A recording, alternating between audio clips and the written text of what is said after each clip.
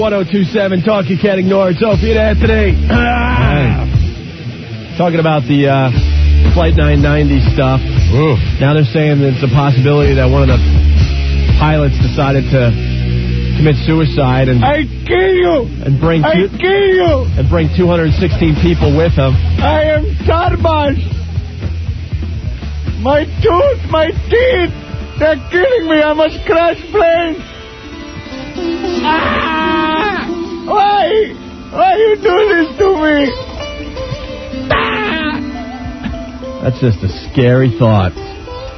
Yeah, you got to worry about every other thing that happens, the weather, mechanical failure, some F-up, and then you got a co-pilot that wants to cash it in.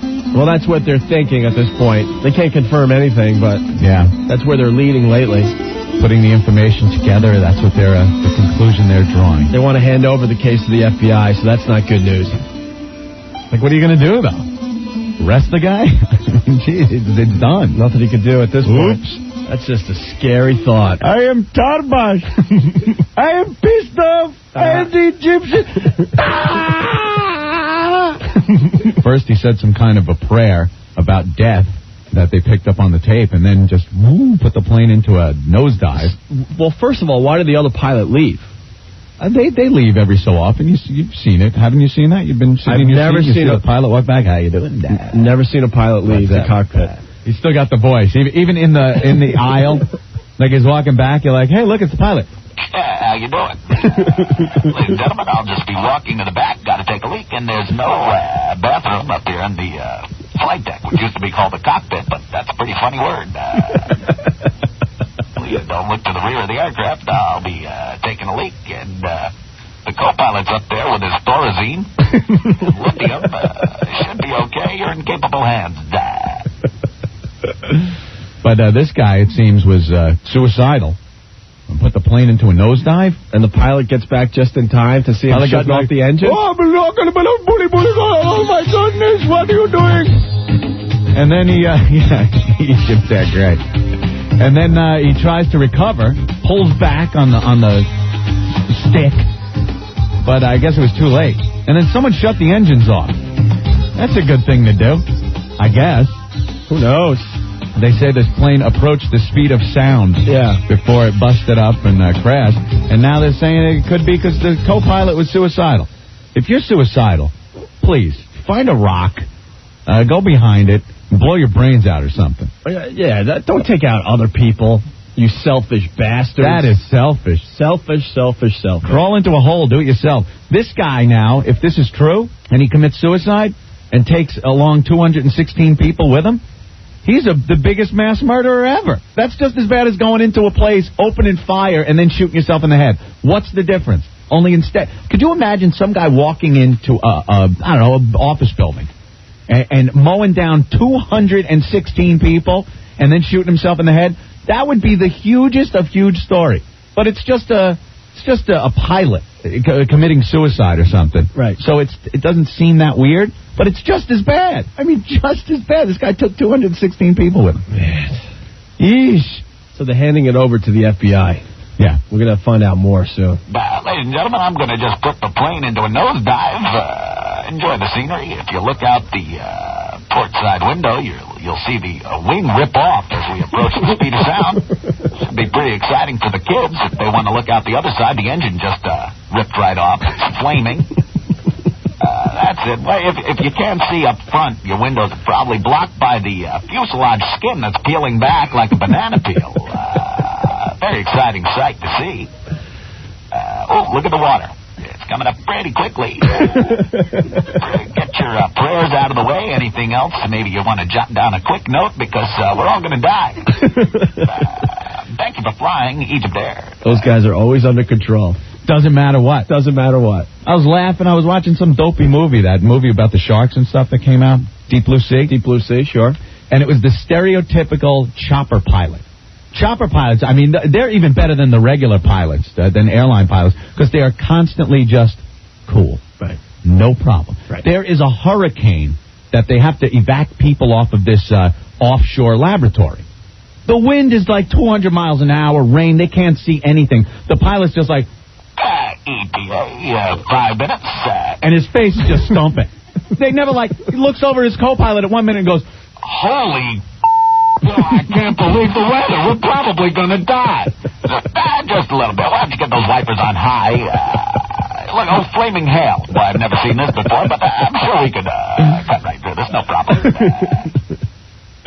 Your stewardess is going to come around with your last meal. As we plummet towards the water, try not to puke on your pals.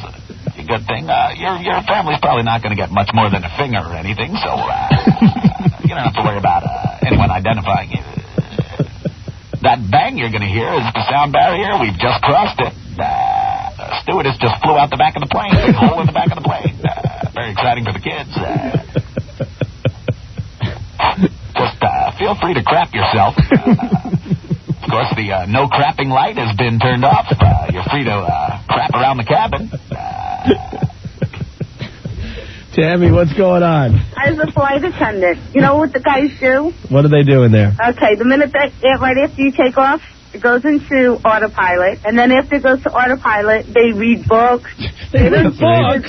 It's all automated now, man. They read books at every bump. I'm like, oh, what was that? You know, you watch the movies and stuff, and you see like the pilot, okay. This is the tower. You're clear to ascend to 30,000 feet. And then he's like, okay. And you see him pull back on the stick. That doesn't happen. They have a dial with the altitude. They dial it in, push a button, the plane does the rest. It goes up to 30,000. And they're just reading books, playing cards. I read a whole thing on this. A typical flight from New York to L.A., and the pilot and co-pilot are playing cards. Cards. No fish. Never mind, I got 4 jacks. Up here, watch the turbulence. Yeah, they're always very calm. I'm very attentive to what the pilot's saying, too, and I hate that because a lot of times the air, somebody sitting next to you puts the air on so loud that I can't hear it, so you hear the bing, bing. Ladies and gentlemen. I'm like, what are you saying? What, pilot? I can't hear you. Turn the fan off, damn it. He's talking to me. And I'm only catching, little words that are really alarming me. Yeah. Fire engine, please. Total hydraulic failure. No landing gear. Have a nice flight, and we should be at our destination. A flame in the cabin. Burns her crisp. I'm like, what? What did he say? I can't hear the pilot. Matt, what's going on? Hey, what's up, Owen? Hey, listen, a year ago I was coming back from Jamaica on an Air Jamaica flight, and they flew an engine. And they had the Jamaican guy, I think he was smoking a spliff in the cockpit. and they're telling you how to prepare for a crash landing. Are you serious? Husbands are holding hands with their kids, praying and crying. Oh, that's wonderful. About freaking out the people. And they put the bar away. I was like, where's the bar? That's the time to bring it out. I'm telling you. It's nuts. These crazy Jamaicans. Yeah, man, we're gonna die. But we all die together. We all die together in a flaming crash. We're gonna die together. Have your kids, everybody. Smoke a spliff. These stewardess will now hand out the big spliffs. Smoke up, you won't even care. You're going to be ripped to shreds. Plane's full of fuel. You'll barely feel it when we hit the ground. Looks like a big joint blowing up, like a seed exploding in a big fat joint. Man, and they tell you, take your shoes off, Is that why they always find shoes floating in the water? I always wonder that. God, it blew the shoes off them. No, they tell you to take them off. Yeah, nuts. We're dying. We're dying in your flaming crash. We're dying. We're dying. That's it. Look at the wing. It's covered with bamboo. Bill. Hey, how you doing, One? All right. I got a theory on why that plane crashed. Okay. I'm thinking that the pilot had too much Slurpee, got a major brain freeze, and just couldn't handle it. God damn. I am Tarbash. I am pissed off. I am the Egyptian. My plane went down. Oh, my God, I can't drink it no more. That's it, man. That's it. Ah! Wait! Ah! You're out there. This is your pilot Tarbas. We are going to be cruising at altitude 33,000 feet. As I told you that my life sucks. My wife will leave me. 3 camels die. And I stubbed my toe walking into cockpit. Very distraught today. Hey, pilot, why don't you go check the back of the plane? I will stay here and watch. I will stay here. No, I haven't even been thinking of turning off autopilot and engines and sending the plane into death dive at supersonic speeds. Wouldn't even dream of that. Ladies and gentlemen, if you look out your window, you will see our 767 engines ripping from the wings. Don't be alarmed. Just take your shoes off. Because that's what you do. Look, as we see the skin of the plane peel back like banana. Pray to Allah. Here we go, into the water. Don't worry. You won't feel a thing. Oh, my tutors. I am Tarbas, the Egyptian magician, flying plane.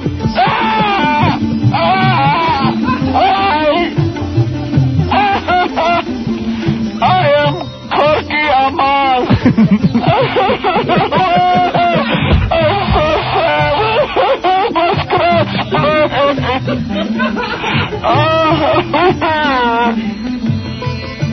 Thank you. Good night.